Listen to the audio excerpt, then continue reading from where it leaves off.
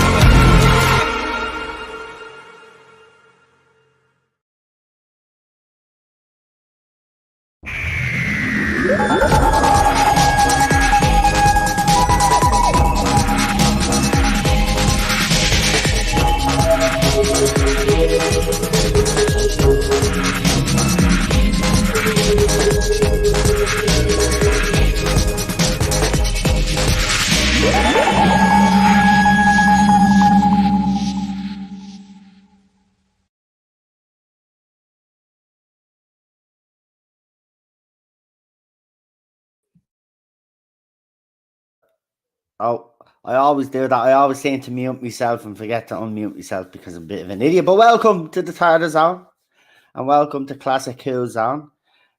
We've got a packed panel tonight.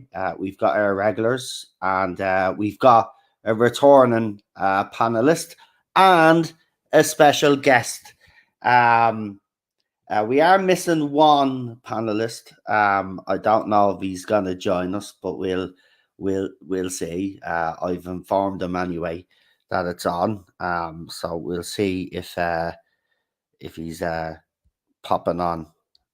So we'll. I think he's at the like of me comments, so I'm pretty sure he's probably building up his computer. You know what he's like, fashionably late as usual. But let's bring on our panelists. For the next hour, we're going to be obviously talking the five doctors. So we got a big panel. So I want to try get everybody to get their opinion in. So we'll get everybody on. So let's start with our first guest. It's royalty as usual. It's the one and only. Hello, everybody. And my computer is starting to go gaga for some weird reason. But we'll continue on. Our next guest is PD Rich. Hey, how's everyone doing? Hello, PD. It's snowing. Why is it snowing? Oh, don't start. Tomorrow I'm dreading it. Nice one. Well, it's freezing. It's freezing over here as usual. It's getting cold, but it's kind of normal around this time of the year, and then it kind of heats up again. Nothing to be worried about. Anyway, our returning panelist is the one and only real Super Doctor. Hey, how you doing? Hello, Super Doctor. Hey, Super How Doctor. you doing? Hey, he's back from his break and his holiday and all the other stuff that he's doing, and he's refreshed, but he's back. He's back. Delighted to have you back. Nice one. How have you been? Not bad. I just came back to the cold, and it's absolutely freezing here. I think it's going down to -1. Yeah, it will. It's very cold here tonight as well. And it's supposed to snow between Thursday and Friday. Nice one. I like the snow. I like the snow, but I don't like it when it turns to that ice and you can't walk in it. I know, but it does be funny watching other people fall. I'm sorry, but I'm a bit of a... I have to be careful. By the way, just to let you all know, just a few little things going forward. So if anybody is on a panel, wait until all the trailers play before you come into the studio, because I find if you are all in the studio and I'm playing the trailers, it goes all haywire. So if you could do that for me and just wait till after I play, maybe whatever, it's the new Who's On, then when I play the new Who's On trailer, then I'll start popping in, because then I play the Tartar Zone trailer normally as well. So pop in at that time. Also as well, YouTube has done a major update on their whole bad language and stuff got to do with ads. So unfortunately now, and it's going to be hard for me, as you know, but we have to, right, this is what will happen if we course on stream, and if the advertisers deem that it's inappropriate, they'll limit the ads on the channel. So from here on in, we've got to try not use bad words. So even on the panel, if you could use alternative words, that'd be absolutely fantastic, because as soon as we use one, that's it. The stream gets demonetized, and that's not fair. Obviously, if I do it myself, then that's on me. You know what I mean? I take the blame for it. But I just need everybody now to kind of try. I know it's hard sometimes, because sometimes I slip up, but we have to really try now, because this is another way for YouTube to try to get rid of us reviewers and people that critique pop culture. It's another way of trying to stop us from getting our voices out there. But we can play them at their own game. And we have to play a smart game now. I hate YouTubers that complain all the time and bitch and moan about the things that change. See, I'm after using the word bitch now. I'm probably in trouble. But there you go. But people that moan all the time, you know what I mean? And they say, oh, well, this is not fair. Well, if you read them and you play the game, you know, you can succeed on YouTube. I'm here 5 years, like, you know, okay, it's not magnificent growth in 5 years, but we're steady eddies, as they call us. Right? But 5 years, you could do it. You can do it. Well, let's bring on our next host. As I said, he's fashionably late, but he's here.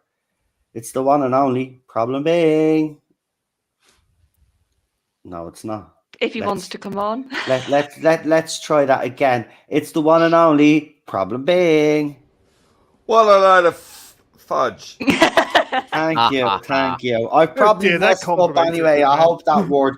Actually, it says the first 8 seconds thumbnails, and then if you're constantly using bad language, like that, really, it is. As Charlotte agrees with me, it's another tool. It's another way of YouTube trying to censor us and to shut us up. But we won't stop. Well, doing it's all about corporations and advertisers, and that's all it is. They're forgetting who made them. Yeah. Which is the small content creator. Those early people in those early adults days. Being adults. Yeah. You can't have that. You've got to infantilize everyone. Anyway. Do you remember that episode of The Simpsons where Homer kept hitting his hand and he couldn't swear?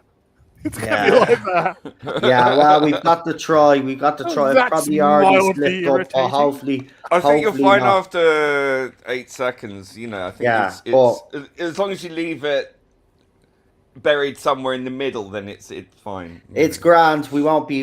I'll be trying my best not to anyway. But we do have a special guest joining us for this panel. They reached out and asked if they could be part of it because The Five Doctors is one of their favorite stories. So I think we're all fans of The Five Doctors, but it's really nice to have this next guest on. So I want you to give a warm TARDIS welcome to John Dewey. Hey. Hello, everybody. Hello, everyone. It's just wonderful to be here for Five Doctors. I love it so much. I adore it. It's just the core of my love of Doctor Who. So I just couldn't resist. And even more good news because there's nothing to swear about because it's blimmin' marvellous. Not only that, I can give good news to the entire of the audience right now. It will make you all cheer. In an article today, exclusive in Radio Times, Chris Chibnall has ruled out returning to Doctor Who. Hallelujah. So we're a happy joy stream here with absolutely no rude words to upset YouTube. It's a pleasure. Hello, Noel. Yeah, as if we wanted them back anyway. The arrogance of them to think that we would even want them back. Listen, Chibbies, right? Message to all Doctor Who fans, right? You are the worst thing to happen this show. Okay, we're glad you're gone. Adios, amigo. Do whatever you're going to do. I wish you the best of luck, but you are a stain on this show's history, and every decision that you made was a stain on this show's history. So don't even think for 1 second that fans give a crap. There we go. About I know, it's hard. This is unfair. This is racist against Irish people because they have to swear. I know it's in the DNA, but on a roll there. Nobody gives a crap about your spin-offs, right? Or potential spin-offs. Nobody gives a crap that you are nearly sacked or you were sacked or whatever after Series 7 and Flux wasn't going to happen. Nobody gives a crap, mate. So why are you talking? I'll tell you why you're talking sour grapes, because RTD is back because nobody told you, and the fact that he's getting spin-offs and doing the things that you actually wanted to do. But you know what the problem is? You do not have talent, the intelligence or the experience to do what RTD is about to do. You lack it. And it looks like RTD's coming back with comic relief and Doctor Who, which I'm looking forward to. Yeah. Also, he's also put out. There's also an article that was put out. I know we're talking about 5 Doctors, just very briefly, because we will be obviously talking about this on the TARDIS Talks on Friday. But there was another article put out by the Radio Times as well, where RTD has actually come out and said that his entire focus at the moment is 100% on Doctor Who. He's not even doing any side projects with anybody else. For many years to come, he said. I think. For many years to come. So we'll be covering that on Friday. But very interesting. Successful then. So let's hope it is successful, because if it is, then we have good Doctor Who to actually talk about again, which will be a long time coming in this fandom, and we need it, to be quite honest. But let's get into tonight's story, the 5 Doctors, and of course we will start with in order. So we will start with Queen Charlotte. So you can start us off tonight on the 5 Doctors. So yeah, I think the thing that always is impressive about this story is you've got 4 proper Doctors in a story, and nobody feels like they take over from somebody else. Like, everybody feels like they get the right amount of space, the right amount of like moments to shine, the right amount of fan service sort of associated with that Doctor. So I love just how they bounce off each other. That's what I always have so much fun watching this for, because you've got Pertwee and Troughton, who Doctors don't get on. They're prickly with each other, which is always fun to watch. And you've got that carried on here that we saw in the 3 Doctors. Then you've got the added, and I think he's not William Hartnell, but I forget the actor, but I think he does a good enough job. Richard Hurndall. Yeah, Richard Hurndall does a good enough job that you can definitely tell he's imitating the best he can of Bill.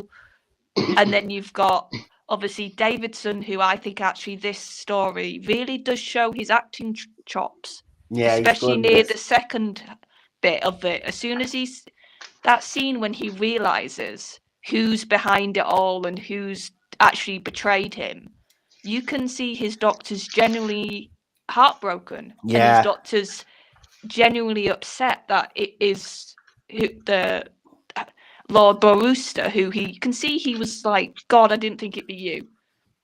And then when he sort of gets control for a bit, that's also, I think, really good acting of Davidson. And then you've got also the companions, that Sarah Jane, like, even though it's a bit silly how she gets into the story, but once she's in, it's lovely to see her with John again. And they instantly sort of pick up that chemistry and that bond you could see. She's better. God love her, Susan. She's better. But they're still sort of suffering a bit from writing issues, I would say. But her acting, you can definitely tell she's older and she's a bit more experienced than when she was originally. True.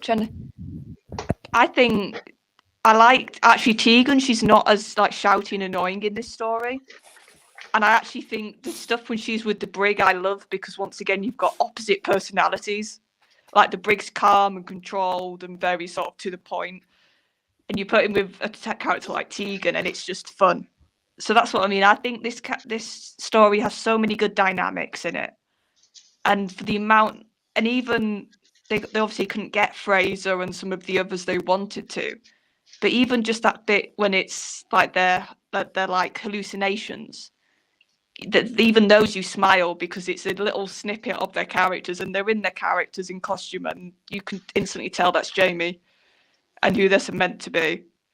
Yeah, so I think now I've watched both of the classic anniversary stories, I quite appreciate how, yes, they're anniversaries and you can tell that, but it's not as sort of over the top funny.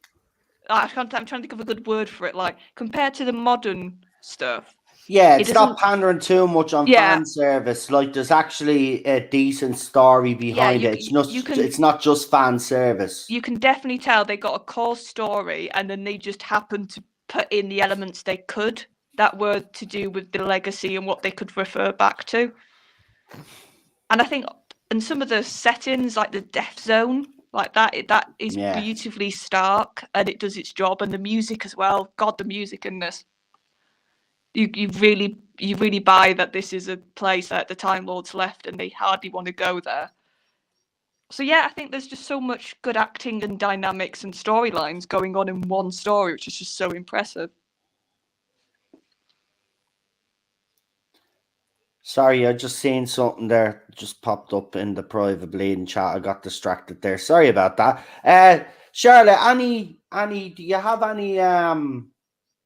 Is there anything? Tom Baker obviously is a big talking point in this story. Do you think? I want to ask this question, and guys, everybody on the panel as well. This will go to you guys after you give your opinion on the story. Would this story have benefited with Tom Baker actually being in it, or do you think it was actually, it was as good as it could be without him? I think if Tom would have been in it fully, the other doctors would have suffered, because Tom is such a force of nature, and he's such that iconic doctor. He would have done a Shatner. I think it would have been his story almost, and that's what I said. What I love about this story, I think all the doctors get equal treatment. Yeah, even though it is a Peter Davison, isn't it? The anniversary happened during Peter Davison's era, and it is essentially a Peter Davison. Well, it's supposed to be, but it was an anniversary special. But yeah, I think you make a valid point there with Tom Baker. I think he would have probably overshadowed the whole lot of them. Do you think they should have just called it the Four Doctors and left Tom out of it? Yeah, completely? If I'm being honest, I think obviously they say that because they used the clips from Sharda. Yeah.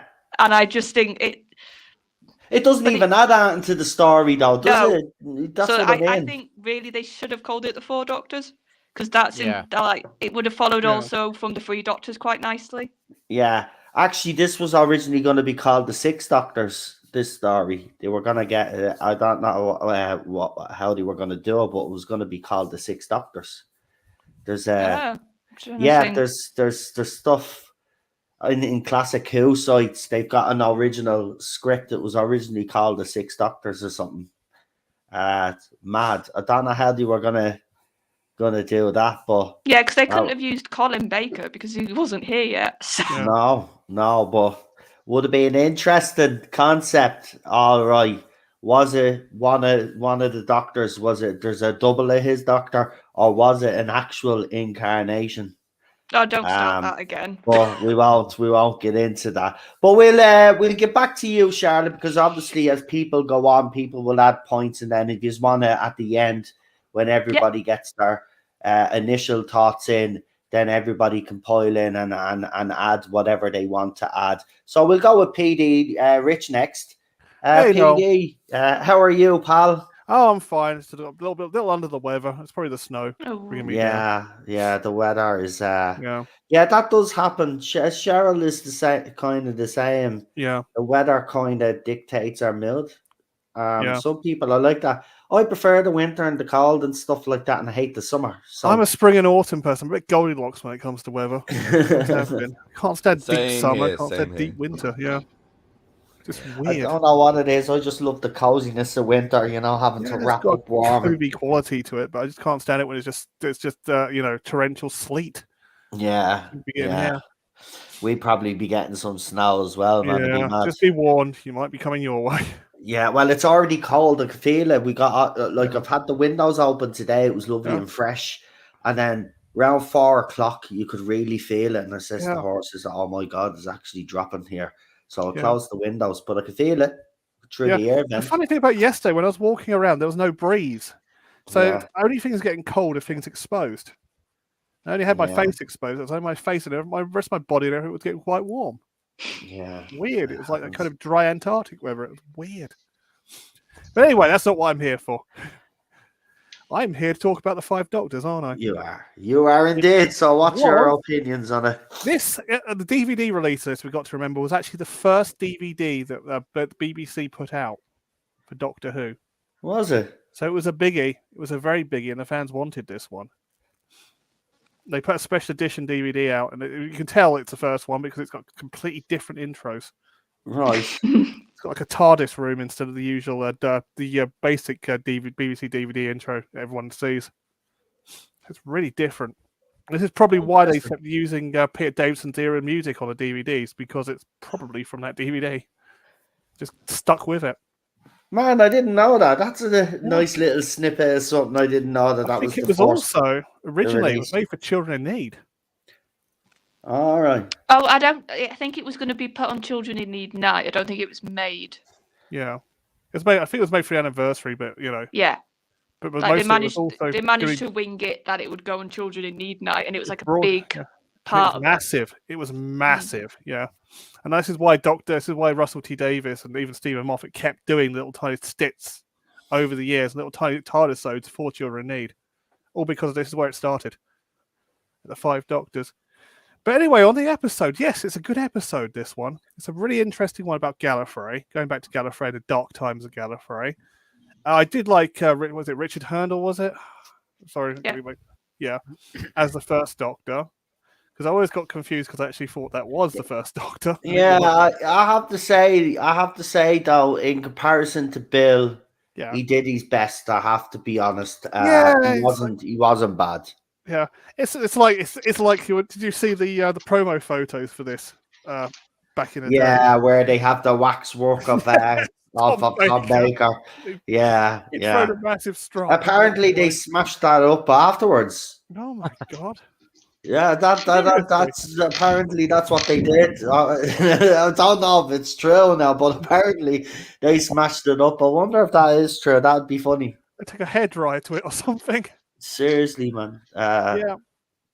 But Tom has said we have to actually mention, though, as Tom's gotten older, he has actually said, and he said quite a few years back, that he did regret some of the decisions that he made and not doing stuff when he was asked to do stuff. You could understand that at the time. Yeah, I mean, he was the most recognized doctor. Let's be honest. I mean, he was the classic doctor that basically catapulted the show. Whether we like it or not, that is the reality, and that's the truth of it.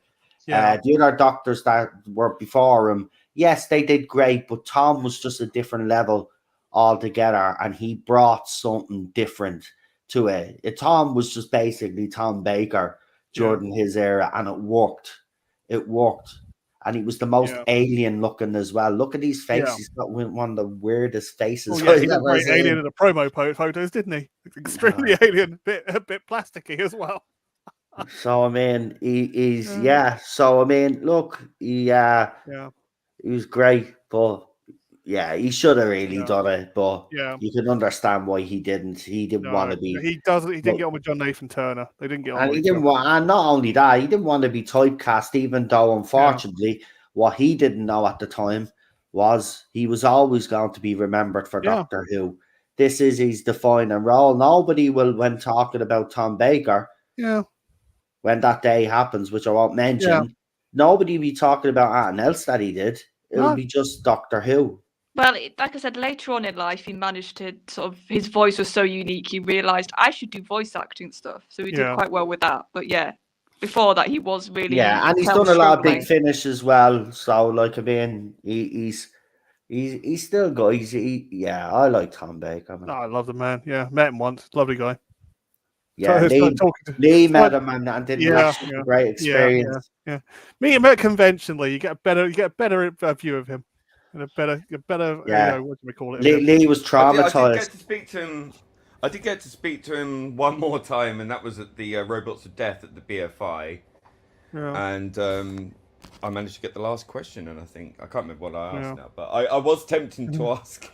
Do you remember this? Why were you such a beep, beep, beep, beep, beep, beep, beep? But no, I didn't. Look, I'd forgiven him at that point. You know, he was at the height of his drinking powers back in the 90s. So and the height of his power too. So like, if Tom Baker tells you to get out of his way, you get out of his way anyway, and you stop moaning about it. I was wet behind the ears. First day on the job, I think it was, or. So fair enough. Oh, the privilege of being told to get out of the way by Tom Baker. Oh, I'd love that. I That mean, would be. Yeah, no, I think we'd all love that In no privilege. that'd be a uncertain terms. lovely experience. I've Of done course. on that for years. Oh, Tom Baker, he told me to get out of the way. Yeah. Do not, Oh, do not stop him Lee's going to been the bar. traumatized for the last like 20 odd years or whatever it is. How long, man? The guy hasn't stopped talking about money messing. PD, go on, continue. Yeah, if only your- Lee had your- seen that Blackadder episode before then, because I would have gone all black. I would going, oh, Captain, you got to be careful, Captain. There's terrorists about. Arr, you know what I mean? Actually, just Charlotte, just real quickly, who was your standout? Who's the standout performer in that Five Doctors episode to you? My first standout Doctor is Davidson, Right. and I think non-Doctor is probably the Brig. Okay. Now, PD, you continue yours, and then I'll add the same question to you as well. Yeah, well, it's a nice little episode. Have you read the kind of the original jibe of the episode, the original from the original script? Oh, well, we know where someone stole a few ideas from. Let's just say that. Originally, it was supposed to be about the Cyber Lords, the Time Lords trying to the Cybermen trying to steal DNA from the Time Lords to create Cyber Lords. Wonder where someone got that idea from. Oh my God, man! Yeah. It's just told you he steals everything. Anyway, go ahead. So if it does, I'll tell you what. If John Nathan Turner's ghost better start chaining everything down, that's what I'll say. Yeah, but anyway, yes. I mean, it was an interesting episode. I mean, it was nice to see everyone again, all getting together. But as I said, I think the downside of it, Tom not being in it, is with Liz Sladen. Tom and Liz would have stole the show if Tom was in it, though. I just got that feeling about it. But instead, she went off with John Pertwee instead. That was good. It was nice. It was nice to see Bessie again as well. The Scarro bit was a bit wishy-washy, I found, but it was with Richard Herndl instead of Bill. But apart from that, they all kind of jibed and got on. It was It was just a very interesting episode, very dark. Nice to see the new Master. But it was a good episode. It was a fun episode in a way. It was a dark episode as well. It was an interesting episode. Who was your standout Doctor in this episode? I really did like. I liked Richard Herndl trying to be the first Doctor. I kind of felt sorry for him. I just thought, he's acting his absolute chops off to try to compete with Bill, and it's just it's what? I think he gets. Do you know what? When I think of people that played the first Doctor, obviously Bill, it'll always be the original, as you might say. But we have had him, Richard, and we have had David Bradley. Yeah. And I think David gets a lot of credit, and has. Whereas I feel Richard doesn't get that same amount of credit. Think it's enough. I think he's very underrated. If you look at it, I think he really hones in on the best aspects of Hartnell's Doctor, and he uses that. Then obviously there's a little bit of his own personality that's always going to bleed through. That's always going to happen. But I think he nailed it pretty much. Yeah, and he had good chemistry with Susan, considering they weren't together originally. I think they did a good job as you bought that they were granddaughter and grandfather. Exactly. I think he does. I think it's that fandom as a whole, though. I think they do tend to leave him out quite a lot. When people focus on the first Doctor or talk about it, his name is always kind of left out, and to me, I don't think it should. I mean, he only played the Doctor one time, but that one time, he did pretty well with what he had to work with, and how he tried to get Bill's Doctor across. David Bradley, he had a big leg up, didn't he? Because the audience had already seen him play not only the Doctor, but also as William Hartnell in Adventure in Time and Space. So, or was it Space and Time? So by the time he played the Doctor on screen in the main show, he'd already been pre-sold to the audience, and that was really quite easy for him. So much so that Moffat was playing these games with the first Doctor's character, which some of us didn't like very much at the time. But with Richard, I've got no problem with his performance whatsoever. I think he really sells it, and he's got powerful scenes. He's got the whole chessboard scene with Auntie Ainley. and you couldn't have delivered that scene if he wasn't delivering a decent version of the Doctor.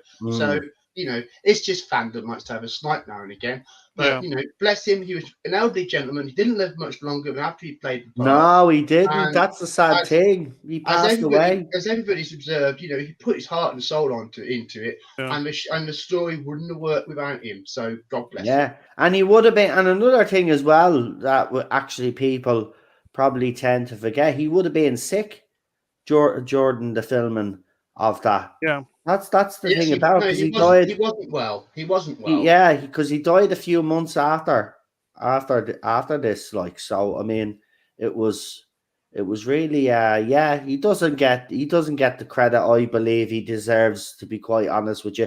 But PD, before I move on to John, is there anything else you would like to add? That was an interesting episode. I love the way it kind of continues all with Barusa and all the Time Lords from the Key to Time and from all the not the Key to Time, from all the kind of Tom Baker Time Lord episodes. It continues that on nicely. That's another thing I'm going to add to it. That's about it, I think. And in and then you made an interesting comment in the private chat, which I know you won't mind me reading out because it's nothing private. But he said the Sixth Doctor might have been Peter Cushing. They might have been trying to push for that. That would make sense. Alternate universe Doctor. Sense. Exactly, that would make sense. Connect them all together. But let's go on. Then. Yeah, he was, and it would have been a nice way to tie the two. Because remember, Moffat tried to do it as well. Like they've been trying to do it for a while. Maybe RTD is the man that can finally get them all interconnected. That would be brilliant. But let's move on now to John. And this is John's favorite story. Is John there? Yeah, he is. So, John, go ahead. Tell us what your thoughts and feelings are on. Hi, Noel. Well, look, to start off, the Five Doctors is more than just a story to me. The Five Doctors is his entire experience. And it's this wonderful time where it was the height of being a Doctor Who fan as a child for me. I was 11 and a half when Five Doctors was shown. And it started not just with the fantastic night wrapped up in Children in Need, so all your mates were going to know about it as well. And it was a great night to be a Doctor Who fan because the show was getting such exposure. But we had the wonderful special edition Radio Times. And that set the whole week up, because it was all telling us all about an upcoming special, but it also had so much fantastic stuff in it. Ian Levine's episode guide it was in that Radio Times. So it was the only you could have that Radio Times, and if you were new to Doctor Who, you actually had the whole history of the show from an earthly child to the Five Doctors in your hands in one issue of Radio Times. That was a fantastic way to promote the show. And it certainly worked on me because I was just enraptured in the whole experience. And then when it was the night itself, I mean, I was never more excited to watch Doctor Who. I was never more excited to be a young Doctor Who fan. And the Five Doctors just delivered to me. I just was ecstatic with it, absolutely ecstatic with it. I mean, the story struggles with the structure that it has to cope with to get five Doctor Who's into one story, so there's a lot of levering. There is some scripting shorthand that doesn't look so good. I mean, I think Susan falling over and twisting her ankle because twisting her ankle is what Susan does was lame, Oh, lame. But, there's just so much good in this story. Just starting off with a cracking introduction to the Death Zone, being blasted through a wall by a Dalek, and the Second Doctor and the Brigadier and the Cyberman's hand grabbing at them, and then the story develops, and that fantastic scene in the gully with the Cybermen closing in on the Master and the Doctor and pressing the teleporter. And then later the chessboard when the whole game of Rassilon, to win is to lose, he who loses shall win, and all that stuff. It's adorable. It's Doctor Who pantomime, in much the same way that the Lost, the Missing Earth, and the end of Series 4 was very pantomime, as a resolution to the Tennant era. But the show can do this now and again, and it becomes something golden. And I so much relate to the Five Doctors so much more than the Day of the Doctor as the definitive Doctor Who anniversary story.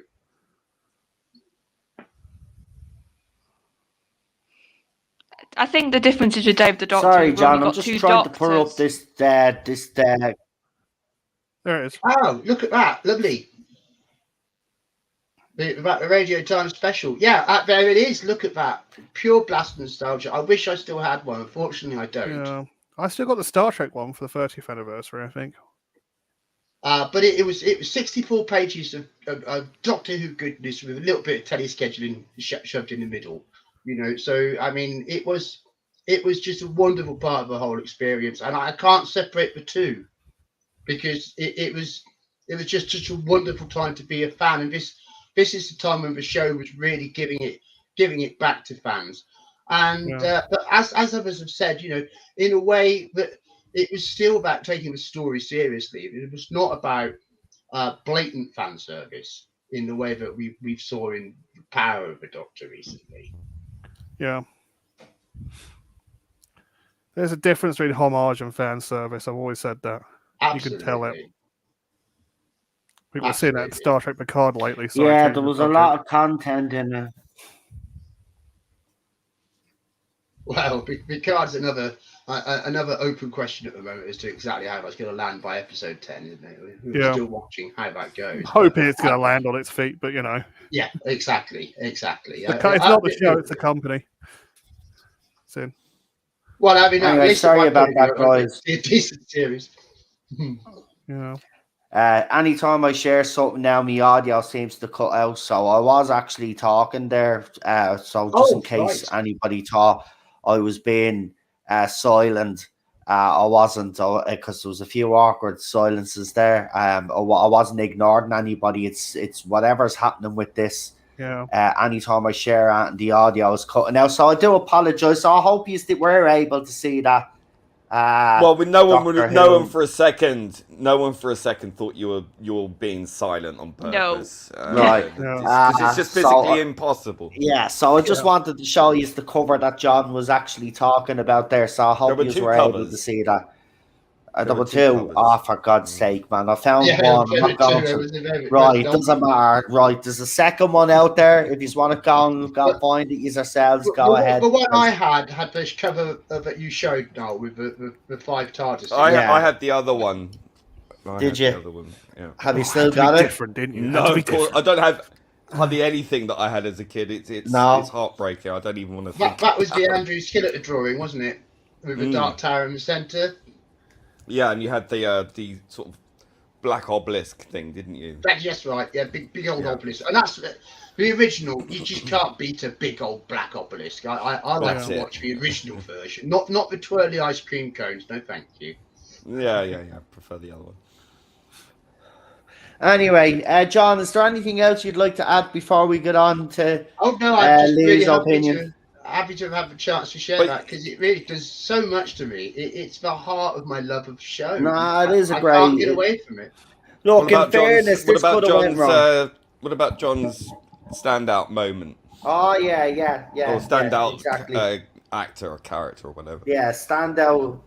Who's their standout Doctor in this story? I'm going to go for John Pertwee because he just swashbuckled his way across the landscape of Gallifrey. Errol Flynn his way up and down the sides of the tower. I mean, action Doctor. You've got to love him. As much as Troughton is my favourite Doctor, and I love what Pat does in this one.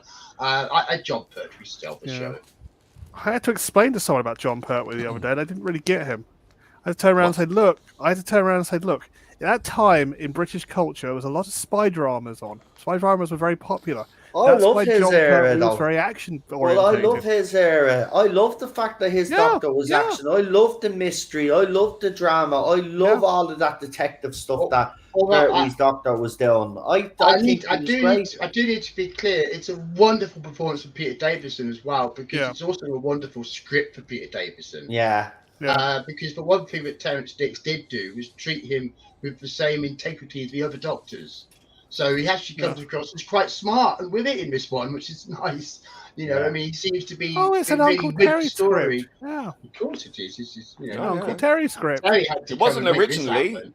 No, it was Robert Oh. Holmes, but he had a bit Yeah. of a wobbly about the whole thing. Oh yeah, Bob Holmes originally gave. So was it Cyber Damn Lords? missed many plates. Yeah, absolutely. Yeah. So Terrence had to come and land a stick. You think Chibnall's got patent pending on them? You can go ahead now, Lee. Anyway, go for it. I was just going to say that I think he threw the script together in like a week or something, wasn't it? Because it was so last minute. Yeah. And I had nothing because of what happened with Holmes. But yeah, I think it came together really, really, very, very quickly. Like I think it was within a week or something. Like it was very quick, and it's just testament to Terrence Dick's immense ability and talent to throw together a script of 5 Doctors, or 4.5, and all these, you know, companions and villains. Genius. You know? You have to have a powerful, clear, creative mind to do something like that in a length of time like that, because you've got all the dialogue and characters to sort out, but you need this strong central narrative idea, and that's why Terry was so good, because he could just nail that and nail what the story was about, and of course he had all his experience as script editor. You know, to give him those skills, you know, because that's what he did for other writers time and time again, was nailed their story and focused on what they needed to be writing about. So he was a master at doing it for himself. Can we imagine though what a Bob Holmes 5 Doctors would have looked like? Were we robbed or weren't we robbed? That'll always be, you know what, Lee, you bring up an interesting one, because that'll always be the debate. Were we robbed, or did we get the best that we could have got on such short notice? I actually think, if you look at it, what John said, you know, it's not just the dialogue, it's the plots, it's the structure. It was amazing that they were able to throw it together in such a short space of time, as you said, what, a week? I mean, that's sensational. It was very quick. It might have been even a few days, because I just remember reading somewhere that they did it, and it might be when, I mean, my memory is very, very poor, but Terrence Dicks actually visited my school's Doctor Who club, along with J&T and whatever else, and he talked to us about all of these things, and it might have been from that, but I do remember vaguely that this was thrown together extremely quickly. And it's incredible, you know. I mean, it strikes the right balance between fan service, celebration, and homage, and all the rest of these things perfectly. I mean, it's not an easy task to throw together a story with several leading men, and all these monsters, villains, and companions, and it strikes that balance fantastically. Everyone gets their time on the screen. This is not over an extended episode. This is like a full single movie, really, and it's done very, very, very well. And you know, I love that it's Time Lord lore heavy. I was going to say also what you just said. Also having lore in this that's really deep and explored, and that's not an easy feat to do. And that's also part of the list. Yes, and unlike he who must not be named, who thinks that creating lore is by overwriting it and doing whatever the hell you want. No, this is very sympathetic. It's building on what's already been there, not deconstructing it and taking it away. You know, that was the difference back then. You know, they were still creating the lore, not repealing it and replacing it. Which I love that Terrence Dicks had this ability to really understand the Time Lords. You know, they really were sort of, between him and the other writers, were really much a very big part of their creative focus, you know, was to create this lore. Terrence Dicks. Well, it was part of the edifice of the show, wasn't it? It was the structure of the show, and what the 5 Doctors what did so wonderfully was bring all the Doctor Who into one place in time and space and show it to us. You know, so we got the full and it's a sense of the fascinating journey concept. that the series had been on over 20 years. Yeah. You know, and even though they are only cameos, you know, when you get Jamie and Zoe and Yates and Liz Shaw in the Death Zone Tower, it's a wonderful callback, you know, and it was just delightful, you know, and it's as part of the deft touch of the whole thing, you know. It's sprinkles goodness, but it doesn't smother it anywhere. It's a just a wonderful piece of work. Were we robbed? Well, you know, I mean, part of the entitlement of Doctor Who fans. I mean, we were a very entitled bunch back then because we were very critical back then. You know, and we always thought we could have better than what we got. But in fact, I think we were beautifully well served by the production on this one. And you know, more recent times have shown us that it could be so much worse than we could possibly have imagined. And you know, it does make the golden age look even more golden, doesn't it? It does, and it was very lavish for its time. You know, it did pull out all the stops in this. The matte paintings, the quarry that they picked actually did look like it could be in this horrible death zone. The music in this is iconic, and I hate using that word. I really hate it when anyone uses it, but in this case, it really is. I mean, when you got that horn for the tower, you know, it's beautiful, very evocative. Yes, it is. And of course, Peter you know, Howe. you've got It's Peter, classic. Peter yeah. I mean, absolute wizard, you know. Yeah. It's Wasn't got a Dudley. great pace. It wasn't Dudley. No. But Dudley, bless him, he did some Dudley fantastic Simpson, stuff during the. I know. During the Tom's era. I mean, I was 1983. I was 8. So you were a little snot. I was a little snot. Yeah, nothing's changed. And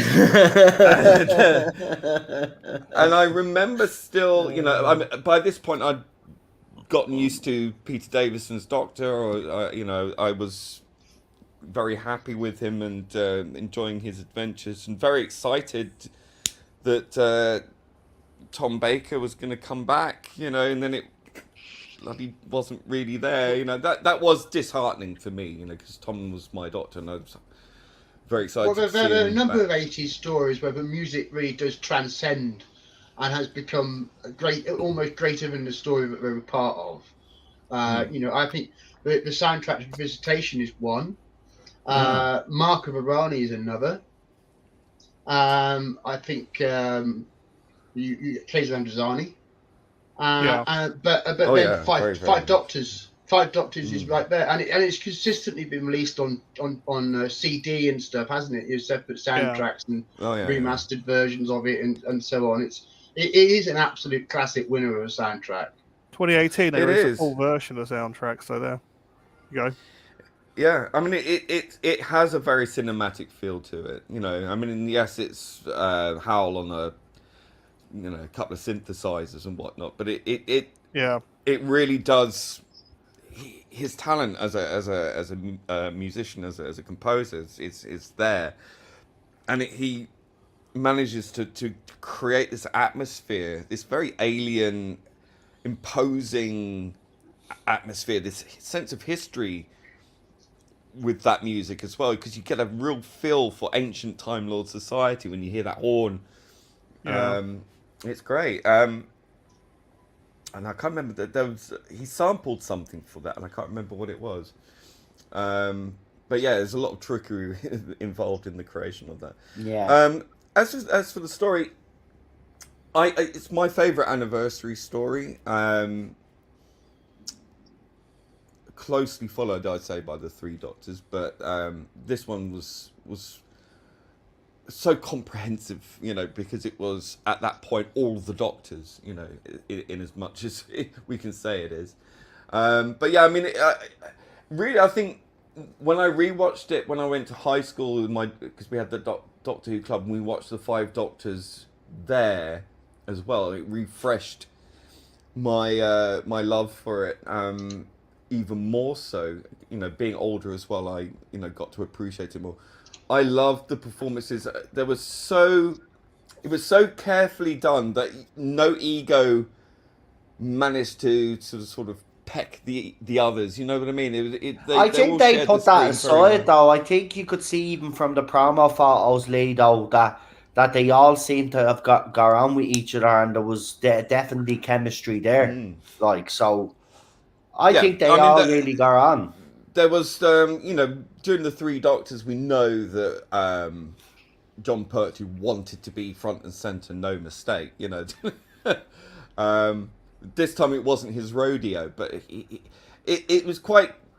I think it worked well that they didn't get together till the end. You know, because otherwise I think they would have been sort of quite, struggling for supremacy on screen in a way. But it was interesting to see Sarah Jane with the Third Doctor again, and with K9 somehow, which wasn't really explained, but it didn't really matter, did it?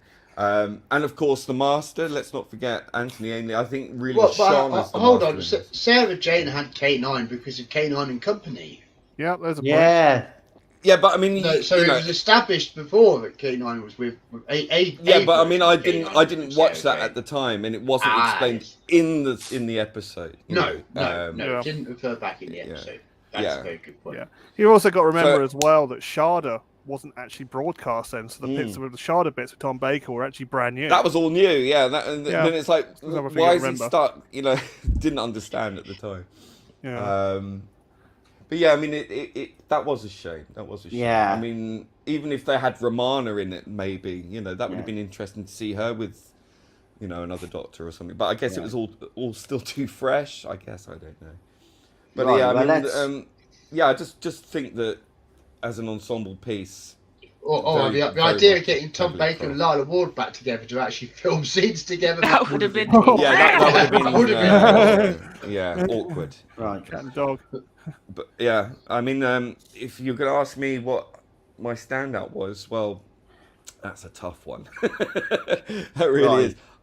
But I would have to say, for me, Pertwee and Troughton were very, very close equal billing for me.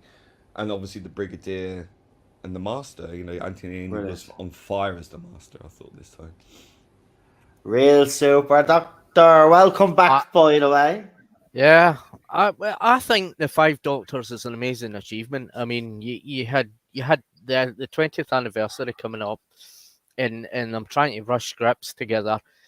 And when they started to put stuff together and realised they had the story for the anniversary, and they had to get the classic Doctors back, the past Doctors back, and that, and add them together in this, that to make this anniversary special and present it to the mainstream audience. And I think that it gets people thinking, because because of the past Doctors in it, some people would have forgotten about it.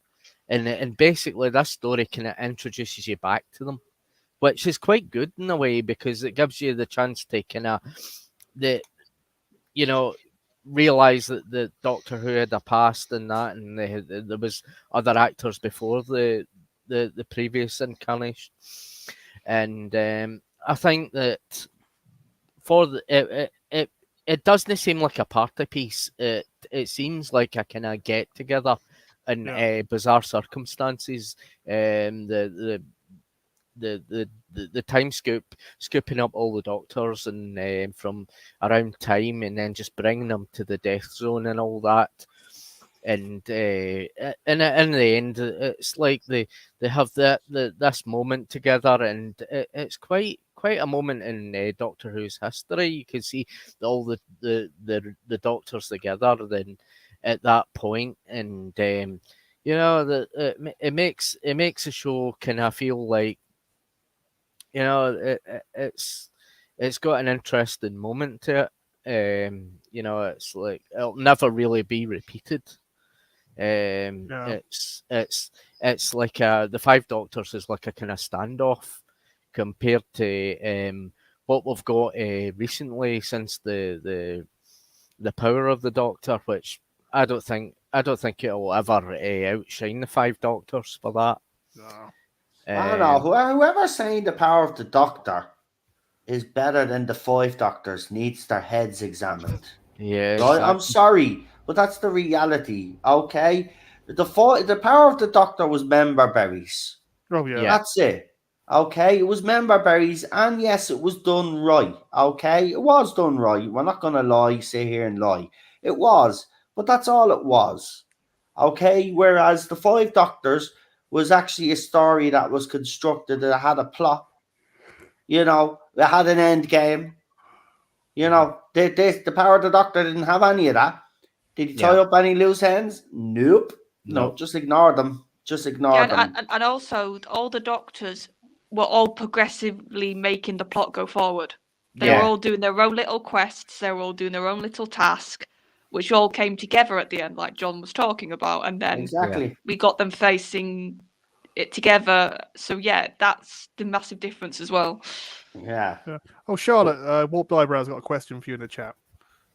Let John finish. Okay. What? Yeah, just let John finish. So we're not ignoring the chat. They don't feel left out. Yeah, no, we won't ignore you. Don't worry, guys. Okay. Just Sorry, John, carry on, I like Lee dragged his out a little bit longer than everybody else, so we have to make up. I was constantly interrupted by everyone. Shut up.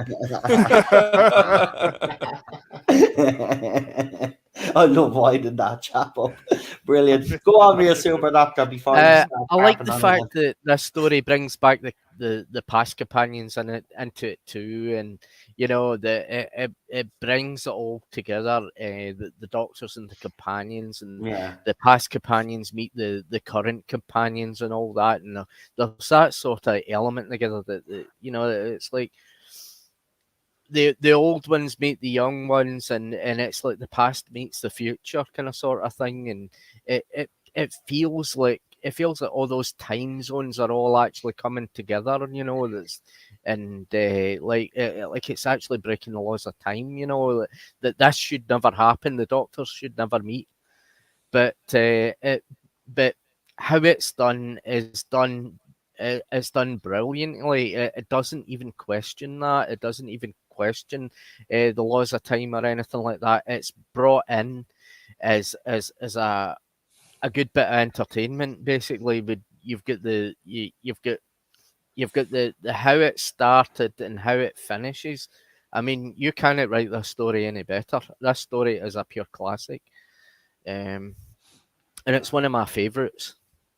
Who's your standout performer, John?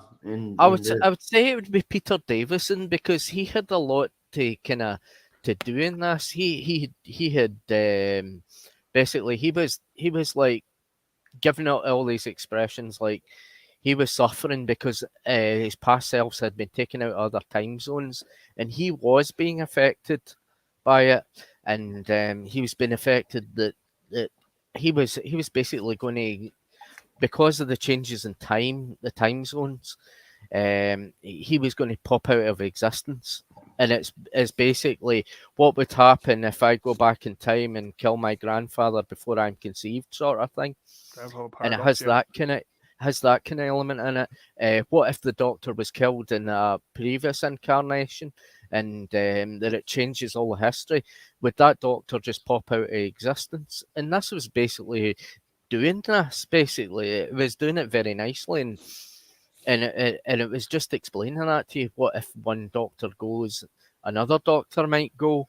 You know, it even could have a plot element to the future of the show. You know, but I do like how the companions actually help the Doctor, you know, get to the tower and all that. That they take this journey, they take this trek. The second Doctor with the Brigadier. I mean, Patrick Troughton's really good in this. So is Nicholas Courtney. They all work together. It's like they've never been away from the show. It's like from their wee time in the show, their wee stint in the show, they fit into it well, nicely. These actors are amazing actors, and you can see it right through the moment they finish in the episode. it's absolutely it's actually absolutely achievement. You know, it's like I don't think anything like this could ever be done now. You know, yeah, I mean, it would take a really intelligent writer to kind of work out the plots, the subplots, and the to kind of make a story like this and make it more believable for the mainstream audience to take in. Nowadays, that it's just want to be kind of finished up quickly, and the problem and the solution, and getting to the end of the episode and making sure that they get back to the end of the TARDIS and everybody's all okay and the universe is okay, and you know, that's it over and by with. It's wonderful. I wanted to come back on something you just said there, which was about it acting really as an introduction to the show. Yeah. And you made me think, you know, because it does bring all 20 seasons up to date, all get pulled in somehow.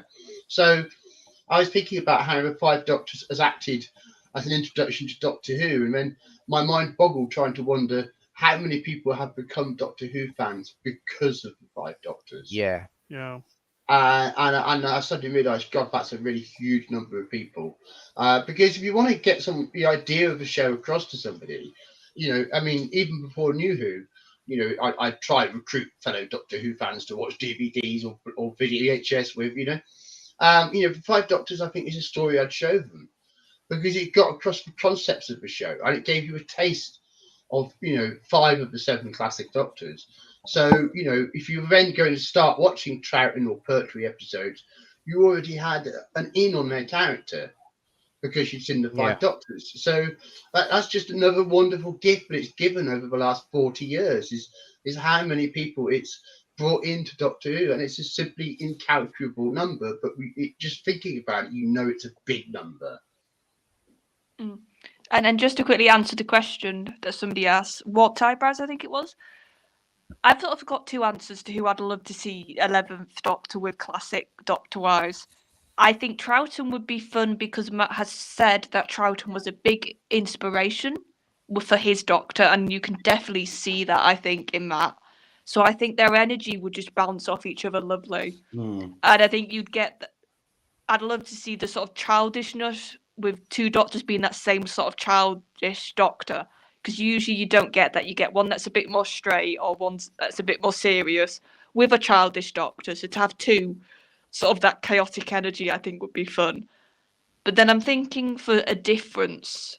And I honestly think for a difference, I think First Doctor would be interesting with Matt. Just for that really stark sort of... But then Matt also was... What I love about Matt's Doctor is he's the older man in a young man's body. So I think that also would be fun to see with a First Doctor.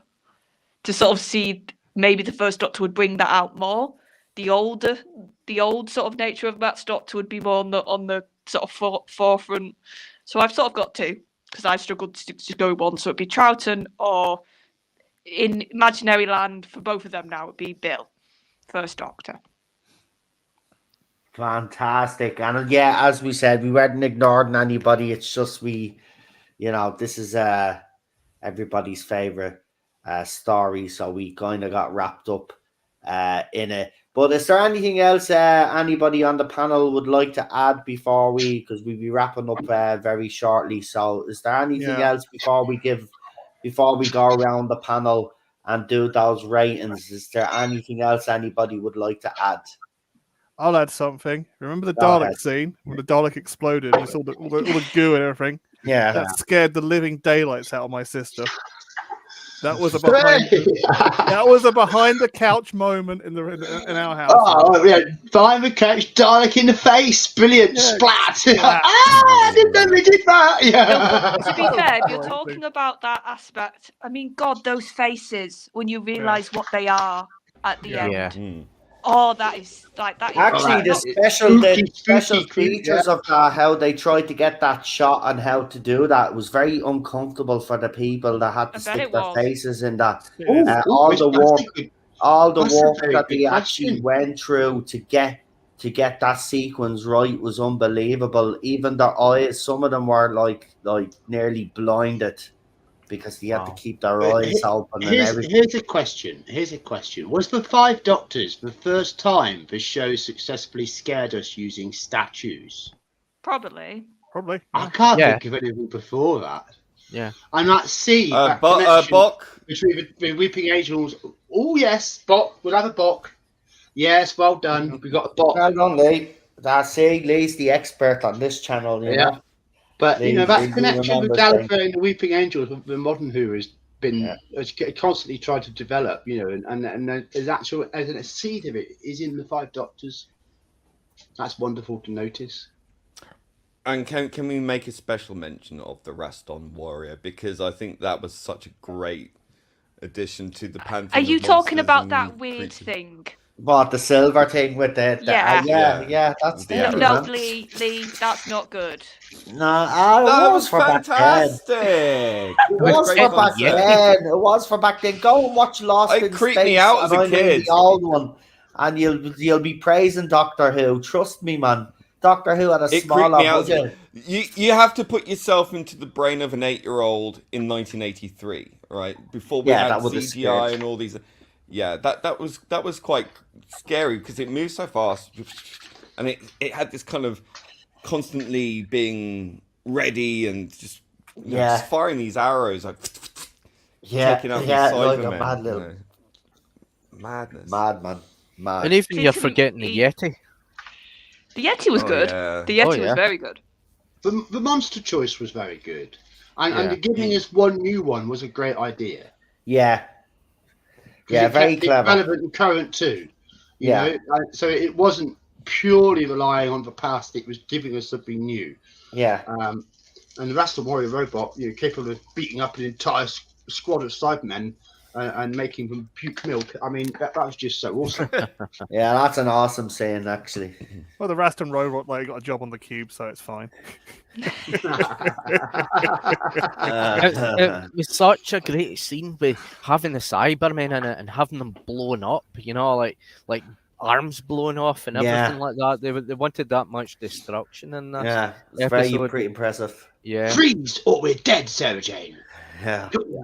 And we cut away. Freeze or we're dead, Sarah Jane. Yes. So let's get down to the rating part of it. This is where everybody in the chat and everybody on the panel now is going to rate this story out of 10. And of course, we'll probably have a few 0.5s off some people on the panel, as always, because they want to be different. But anyway, I love it. Anyway, let's get down to the rating of this story, and we will start with Queen Charlotte first. I can't think of any faults. Like, the only faults are stuff that, yes, it had to have that silliness with certain characters. Like I said, I still find it funny that Sarah Jane fell down the hill the way she did. Like, I can't help but giggle. And she has to get pulled up when it's like, Sarah, just get up and walk. You can get up that hill yourself. It's an angle thing. They try to make it look steeper than it was. But that's what I mean. Like that's the silliness. I just giggle about, so I can't really criticize it for that. So that's the only sort of things I can really think of. But otherwise, it's so much going on. It's so much busyness. It's lore. It's fan service done in the right way. It's spectacle. It's scary. It's complex. I think what the time, it's as easy as pie. I think what the Time Lords are doing is really, if you think about it, that's really disturbing as well. Like the fact that they just use the Masters like this disposable pawn, and they even say that to his face, like, oh yeah, we can use you because we don't care if you die. Like, there's so much weight in the dialogue and what they're doing. Yeah, so I have to just give this a 10 because, like I said, the only stuff I really criticize is just more funny. So I can't really, in my heart, knock points off for it. So it's a 10. Fantastic, PD. I also have to give it a 10, but not for the episode itself or what it launched. This was a pivotal time in the Doctor Who fandom, and it launched a massive response. And I mean massive, with children in need, everything. A lot of the kind of modern stuff we take for granted kind of started here. Longley, everything. The So I'll give it a VHS 10, but- releases everything. Yes, You're quite yes, right. exactly. And it was the first DVD of the new Yeah. Doctor Who, classic Doctor Who to be released. I have to give it a 10. What it Fantastic. inspired. John. Well, I'm going to give it an A++ out of 10.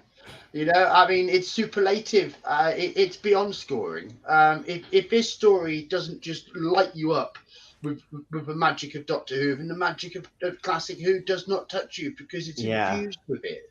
You know, it's a delight for anybody who's loved any of these stories, any of these Doctors. It's just a delightful package of celebration, which was what it's all supposed to be. So it achieved everything, and it was the most incredible time. So I couldn't give it a higher score than perfect. Lee.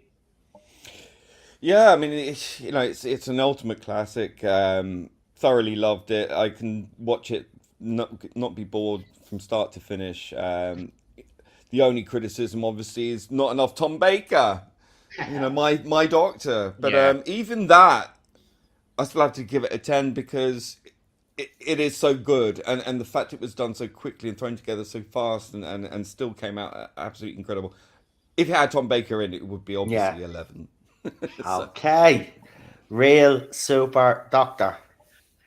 I would give this a 10 out of 10 because it's an instant classic, and I was about 5 years old when I saw this because my mem I never saw any of the older Doctors when I was young, but I was aware of the older Doctors when I went to the Doctor Who exhibition in Blackpool, and I saw the footage in that, and I saw the old photographs in that, and that was my only kind of introduction to the classic era. And I suppose a lot of people around about my age back then would never been introduced to the classic stuff because basically there hadn't been anything on the television. There had been the odd one episode, but probably No, they had the five Doctors, Five but they also Faces. on BBC Two. Yeah. They had the Five Faces. Yeah. But there wasn't really anything there. But my only introduction was the Doctor Who exhibition in Blackpool when I saw all the classic stuff and I was aware about it. And then when the episode came out and I saw some trailers on BBC One.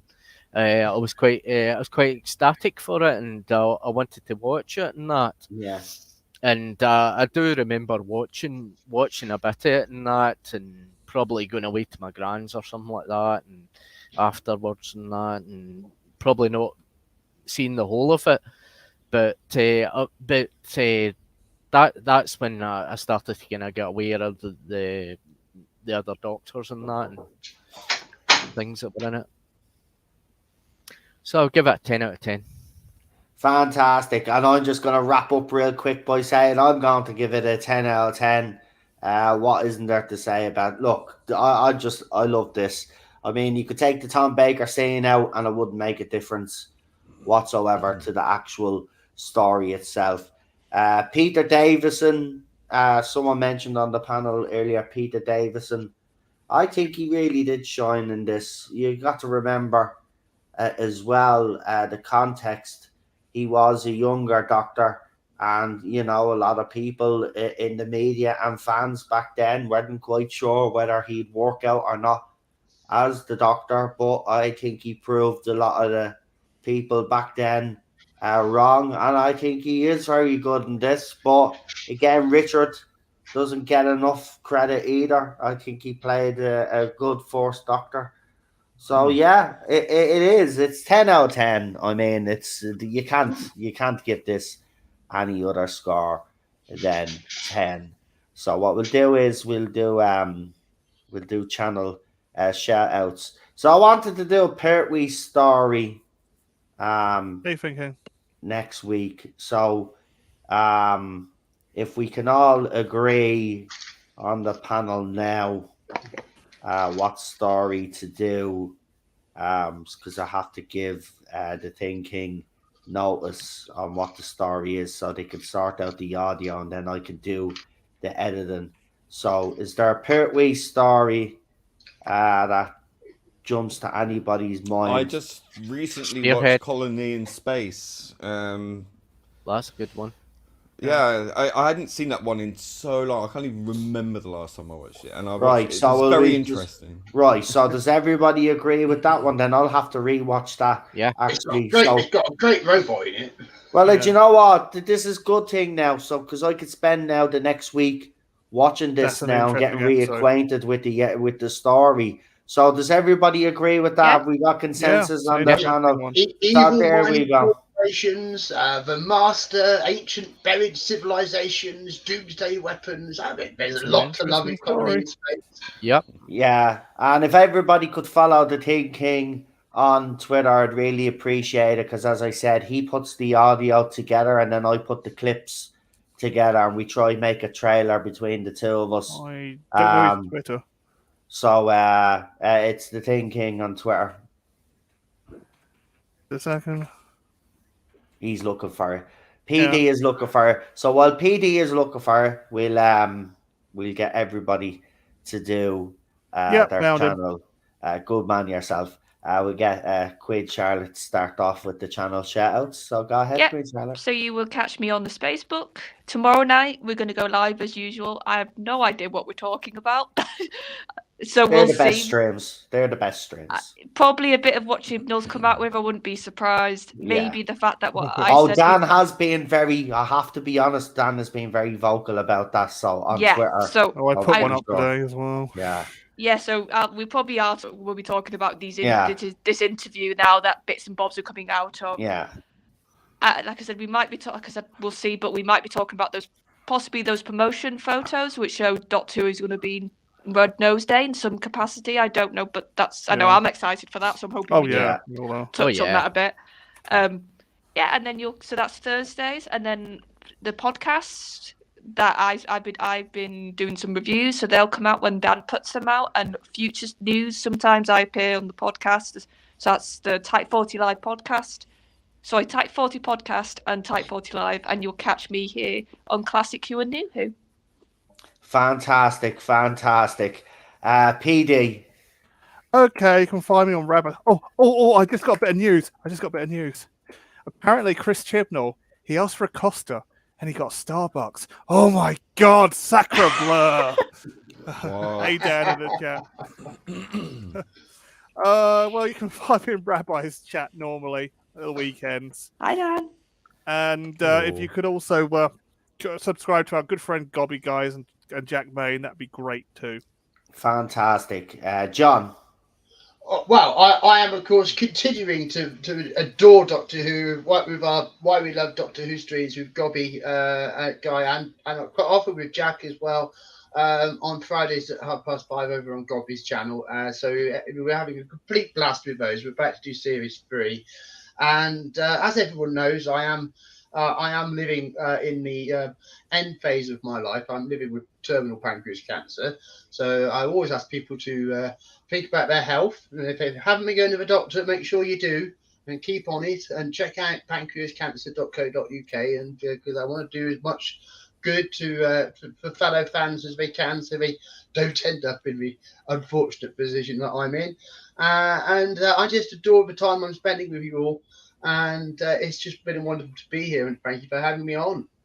No problem, John. It's been a pleasure having you on. I've really liked hearing your thoughts and opinions on the Five Doctors. And, of course, PD Rich has put in the link there. So if you just want to go and check it out. And Gobby Guy's channel is also there where John features on those streams, as he said. Problem being. Yeah, you can find me on the Twitter at the problem being. You can't say that anymore now. Twats. You can't say that anymore now. We're fine. Well done. So I did one, you did one now. So both of us have to punish ourselves. You're to blame. Maybe anyway, go on. Available on Twitter. So if you want to find them on Tweedledoo and Tweedledum, Twiddle twat. Tweedledee chat. You can't say that either. Jesus Christ! Dummy! Oh no, you have Can't me do that. And it gets worse. There wasn't 8 seconds in between each word. Oh, you no! right. Anyway, Lee, go on, do your show, right? Yeah, and my other channel is at Aldred on YouTube, so you can find it there. Please go and check out John the White and Copy Guy on his Copy Guy's channel talking about Doctor Who's fantastic. Check out Jack Main, Drawing Jack Rabbit channel. Fantastic. And, you know what? We're not going to last with these new rules on YouTube. I'm gonna have to go out there. I'm gonna be homeless on the streets. You're gonna have to get a bleeping device. Anyway, yeah, we'll have to get a bleeping device. All right. Anyway, Real delay. Super Doctor. I've got a YouTube under Real Super Doctor, and I've got a Twitter account under Real Super Doctor. And fantastic. And come and join us for next week's classic. Just a minute. Pertwee, There goes the dust.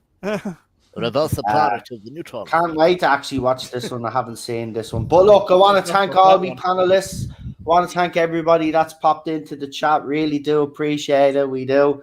Don't forget to like, share, subscribe, and also to help the algorithm, go and leave a comment in that comment section.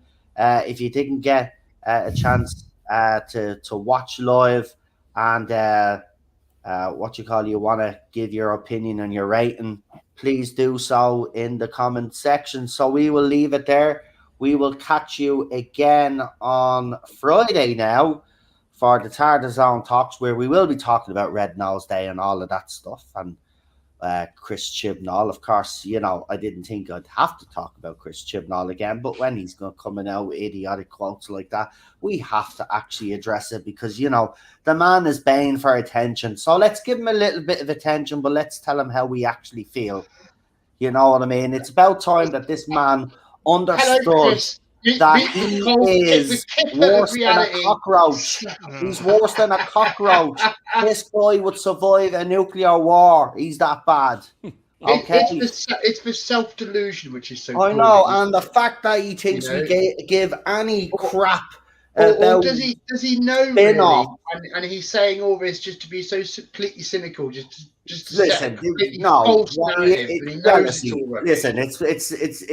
It's easy to see what this is. Okay, he wasn't told that RTD was coming back.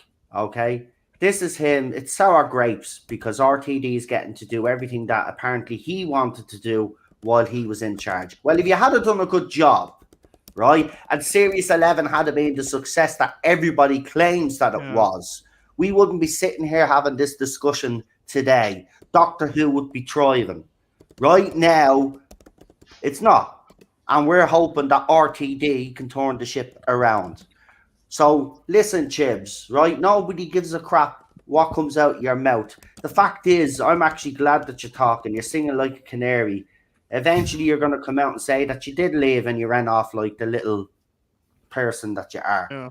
Right? Chaos in Cardiff did happen. And I know what happened. And the fact that you said that you were sacked nearly twice. Listen, I told everybody on this channel from day one that after Series 11, Jodie Whittaker walked up to the office of Piers Wenger and says, right, we will live. We live. We messed up. We live. And that idiot decides, oh, do you know what? I need to save face here. So, I'll stay another year, will you? Right? And then their contracts then, all of this talk about, we spoke about it again on this channel, about the contracts, negotiations and all of that. Right? They were supposed to originally stay for 5 series. We're not 5 years. 5 series. Right? And they got kicked out after 3 in the special. Goes to show you how bad it was. So, Chibs, nobody wants to hear you, mate. Right? You nearly sunk this show. And you probably still did. We don't know if RTD will succeed. But no fan out there, no Doctor Who fan in their right mind will ever forgive you for what you've done to this show. And if the quotes that have come out of your mouth are actually true about the fact that you only cast Joe Martin because you wanted to introduce a black doctor, that's an absolute disgrace. How dare you treat that actress like that? She's more than just her skin color. right? The same with Jodie Whittaker. If you only cast Jodie Whittaker because she was a woman, she's more than her gender, right? You've all talked about space for all and inclusion. Well, it was never done properly. He's a hack. He'll always be a hack. How he got the job is beyond me, because everybody could see, even with the stories that he had written, that he was out of his depth. But someone decided that he was good enough. Well, I hope those people are hanging their heads in shame also, right? Because it's an absolute disgrace what's happened this show. And I swear, I can tell you, nobody in this fandom will forgive Chibs, even if RTD does course correct and steers the ship in the right direction. Nobody will forgive him. So shut your mouth. Nobody wants to hear you. Nobody gives a shit. Can I just add something? No, could I just add something? This topic of Chibnall and how his era is going to be seen and woke. And I hear the question gets asked a lot out there. What does woke mean? And not many people really seem to get it right, because to me, woke means a fake version of awake. Yeah. You know, it means that people who think they're awake, but they're not, because they don't have the ability to look at themselves and to look at what they do. And as a result, what they do always falls apart and is always hypocritical and riddled with inconsistencies. And what Chibnall did with Doctor Who is typically woke, because he didn't know what he was doing. He didn't know what strings he was really pulling at. And because he couldn't really play the show like a proper showrunner should have been able to. He couldn't make the show into a beautiful tune. And so it was random. He wasn't capable. You know, he was never capable. Chaotic. Yeah, it was chaotic. Yeah, and at the end of the day, Chibnall knew that he wasn't up to the mark when he it came turned to the job quality. down twice. Well, that's what I'm just add to what John's saying. He knew he well, wasn't yes, up absolutely. to the mark. So what did he do? He used certain politics. He used certain ideologies to disguise that. That is what he did. And that's what woke in that sense is. And that's why what Chibnall produced was woke in the worst sense. But the treatment of Jo Martin, her character, everything about that. I mean, it's the worst example of the posh middle class white boy trying to write black. Amen to to get that. to get credit for it with his woke mates. But the reality is that what's actually produced is a hypocritical mess. And other things which are strongly lauded about Chibnall's era, I think the one episode which is still the most untouched by criticism, Rosa, I think will also not survive over the next few years with that reputation intact. Because it will be seen for what the faults that it's got, mainly, but it's a middle-class white saviour complex story. Listen, at the end of the day, Rosa, I had no problem calling it out. None of us on the panel did, but we got a lot of stick for it. But we did. Same with Demons of Punjab. We called that out as well. Listen, Chris Chibnall gets a lot. I don't want to get down on this because I have to actually wrap up, but I just want to say this, right? Chris Chibnall gets a lot of credit for his historical stories, right? He shouldn't be getting credit for his historical stories. He should be getting criticized because he showed a false narrative in the story, right? And here's a true statement, Noel. Here's a true statement. In 40 years' time, there won't be a panel of Doctor Who fans giving Power of the Doctor straight A's. No, nobody be giving that straight A's. And that's Chibnall's legacy. I mean, that's right? How he failed to measure up to JNT. I'll be honest here. I said that was his best work on Doctor Who. Yeah, absolutely. Absolutely. It is. And it is. It is. But you've got to measure that then to other specials that we've had out there. Does it live up to it? No, it doesn't. It's actually quite average. It's already forgotten. It did what it needed to do. It got David Tennant onto that cliff top.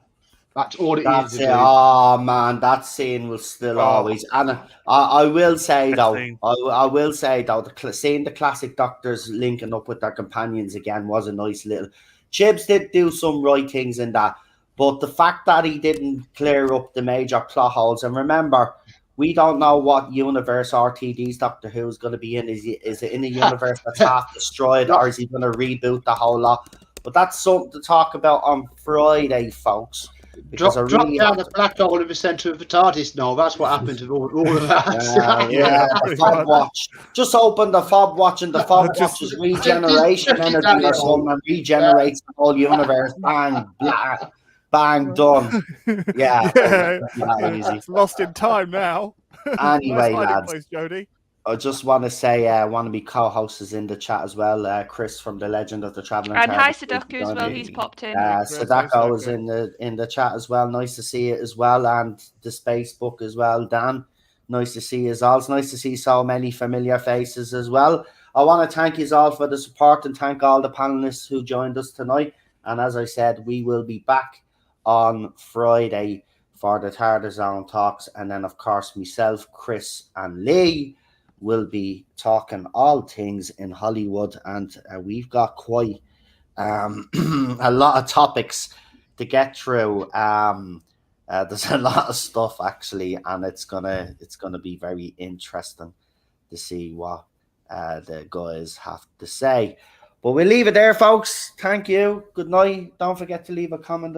As I said, helps the algorithm. And go and subscribe to all of those other channels. Oh, and a special mention. I put a link in at the very start. There's a Zombie Box Reviews. Actually, I don't know if they have a friend or whatever, but they recommended me channel be reviewed by some YouTuber out there, and we actually got a good review. I've never seen a video that I've watched where someone is talking about me in a positive light, but it was really frame it. You have a heart attack, but listen, it was really nice. The guy just got straight to the point and just gave his honest opinions, and if people actually watched his video, they might actually have a different opinion about my channel, but unfortunately there's so many bad videos. Oh, I need to watch this. Where's the link? Same here. Yeah, I'll get it for you now. Hold on. I'll tell you what I'll do. I'll put it in the chat so everyone can watch it. I'll put it in the chat as Lee said there. You know, so just bear with me for a second. I need to see this. Well, yeah. Sure, it's not parody.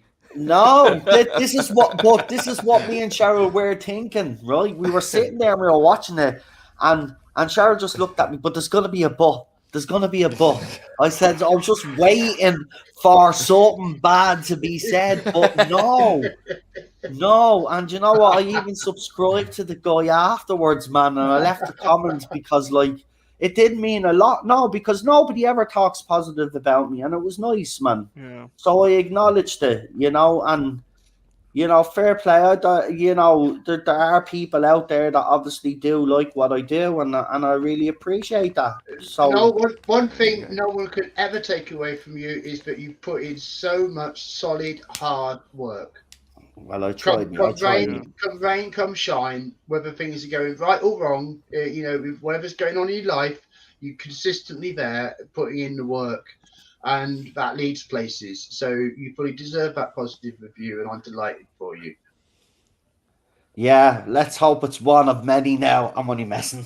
but why not? But in fairness, it felt good. And here's the link here. I'm throwing it in now. Hold on. If we could all survive the algorithm and say anything stronger than sugar and flip, still manage to make an entertaining show.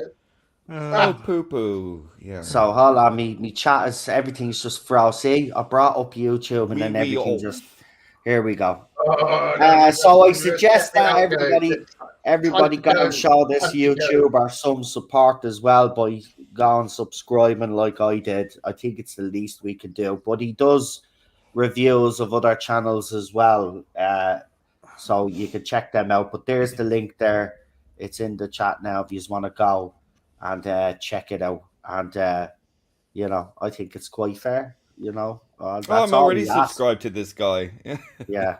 So it's so there you go. So if anybody else hasn't subscribed, go and support them. But apparently it was at the request of Zombie Box Reviews, who does be in the chat.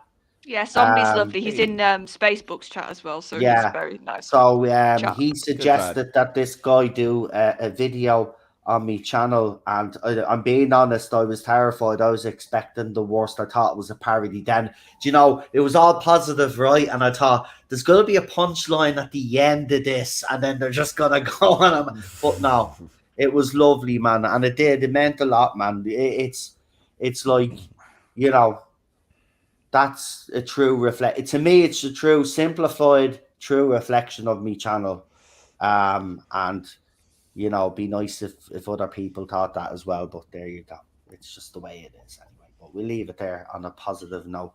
But thank you everybody for joining us tonight. We really appreciate it. So we'll leave it there. So say good night, panel. Night. Good night, Night, panel. night. Good night, Good everyone. night, panel. Oh, we've got two of them now. Real super doctors doing Spreading. the same thing as Catching. well. He's only back now, and he's already at it. Oh, Anyway. Oh, Bloody mess. So I'll see you all next week. Have a good one. Well, no, I mean for the panel. I'm talking to the panel. Sorry, not yous. I'll see you all on Friday. But I'll see you all for John Pertwee story, which I've already Colony. done. Pertwee, Yeah, the there you colony. go. Colony. Yes, that one. So join us for that. See you later. Have a good one. Bye bye. Bye. Bye bye.